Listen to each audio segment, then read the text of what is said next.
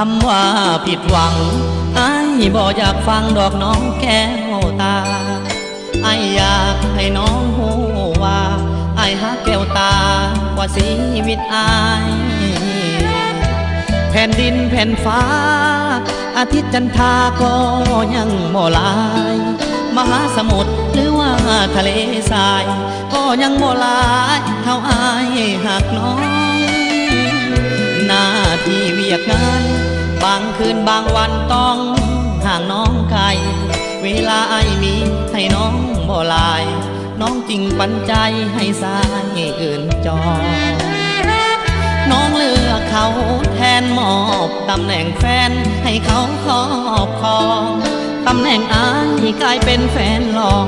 เพราะอ้ายหักน้องจึงต้องยอมทนหัวใจของอ้ายเหมือนดังไฟเผาไหม้ทั้งดวงเหมือนมีดกรีดลงกลางสวงแฟนอ้ายโสดห่วงควงสายคงน้ำตาเปียกมอนบอกกินบ่นอนคิดนำหามนทั้งที่อ้ายฮักน้องมาดนวันนี้หน้ามน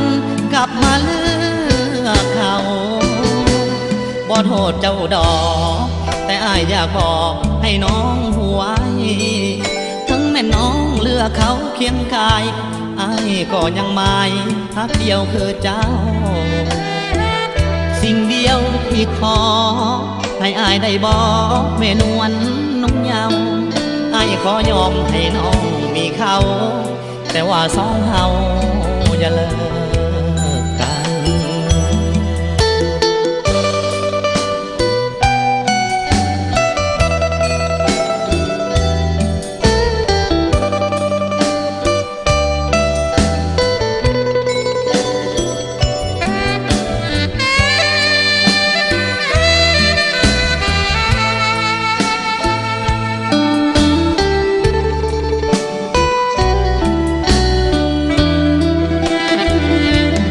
ใจของอ้า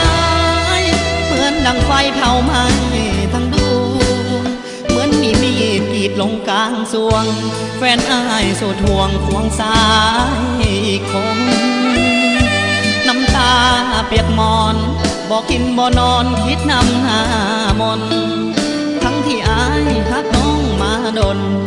วันนี้หน้ามนกลับมาเลือกเขา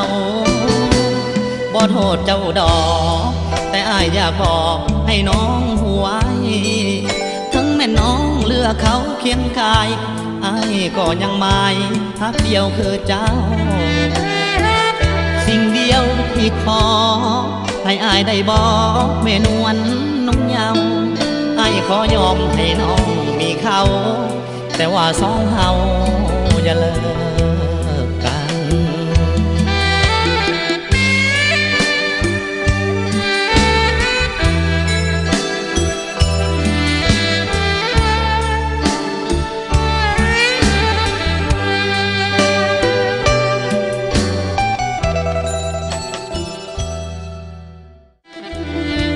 หัวใจของอ้า